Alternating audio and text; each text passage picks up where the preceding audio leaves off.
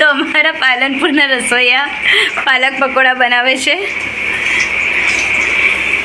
આ બધું મેં મિક્સચર તૈયાર કર્યું છે. એ ખાલી મરચું નાખ્યું મેં, ખાલી લીલું મરચું તમે નંખાયું, બાકી બધું મેં તૈયાર કરાવ્યું છે. ખાલી તળવાનું કામ કરો છો તમે.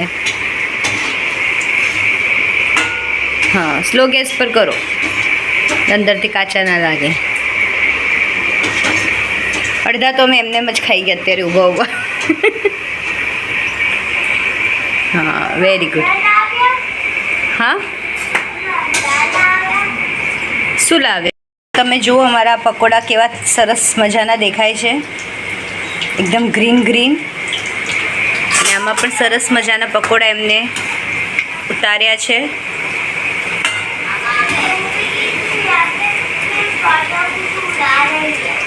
અને અહીંયા આને ઠંડી લાગે છે કારણ કે વરસાદના લીધે મોસમ ઠંડો થઈ ગયો છે.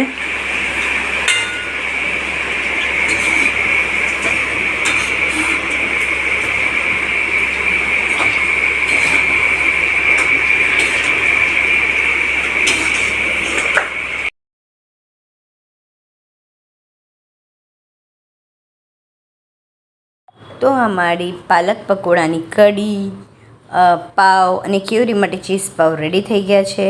તો ચલો ફટાફટ ઝાપટી લઈએ અને તમે સબસ્ક્રાઈબ કરી દો ચેનલને.